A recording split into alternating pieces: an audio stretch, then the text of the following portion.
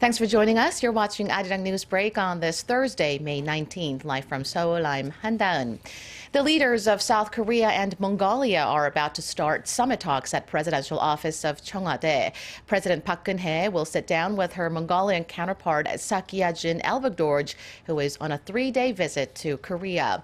Officials say the leaders will discuss ways to enhance economic cooperation, expand official development assistance, and people-to-people exchanges to upgrade their comprehensive partnership. The summit will be followed by an MOU signing ceremony and lunch. This is his first visit to South Korea, but the Mongolian leader visited Pyongyang in 2013, raising anticipation North Korea's nuclear issue could also be discussed. The final plenary session of the outgoing 19th National Assembly just begun. Korea's three main political parties have agreed to pass more than 100 undisputed bills, but the 19th Assembly, dubbed the Vegetative Parliament, has failed to strike deal on thousands of other remaining bills. Kim has more.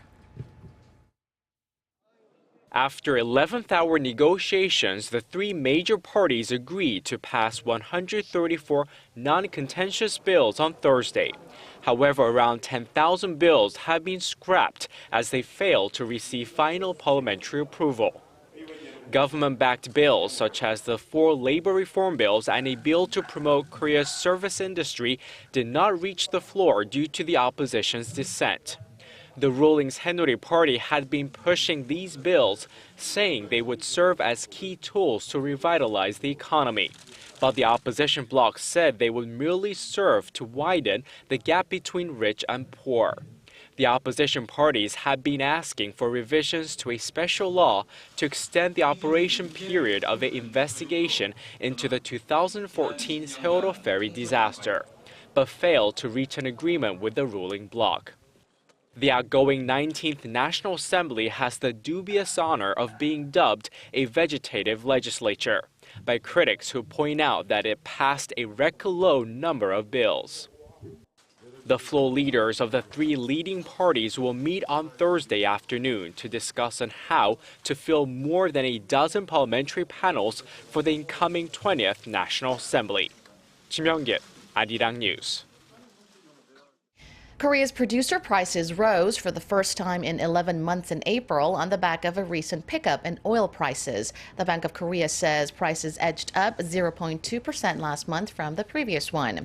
Prices of industrial products like petrochemical goods and steel products led the rise, increasing 0.2%.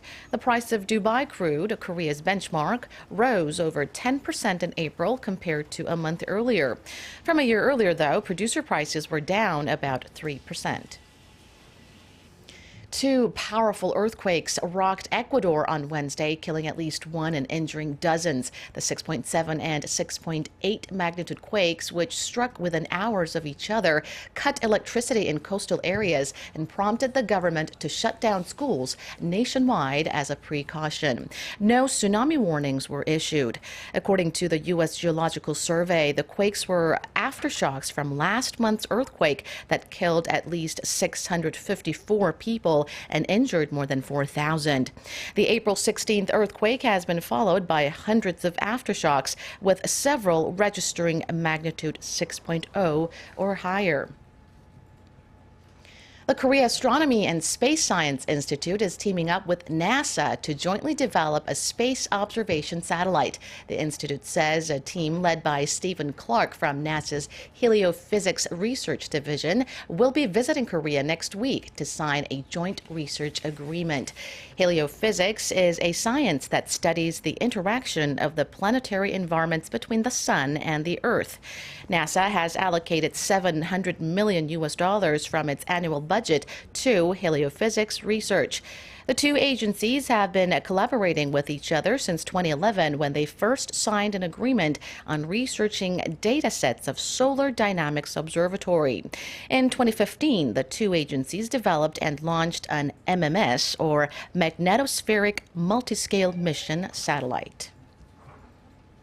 We are feeling the early sizzle of summer here in Korea. The weather today calls for clear blue skies across the country, with the mercury expected to soar to unusually warm levels yet again. In fact, Seoul can expect an afternoon high of 32 degrees Celsius, the highest it will have ever been so far this year. Other regions can also expect even hotter conditions than yesterday, with temperatures nationwide hovering around the 30-degree level. The heat wave is accompanied by an ozone level advisory classified as bad, and because of the big gap in morning and afternoon temperatures, people are advised to take extra care of their health. The unseasonably hot conditions are forecast to continue through the weekend.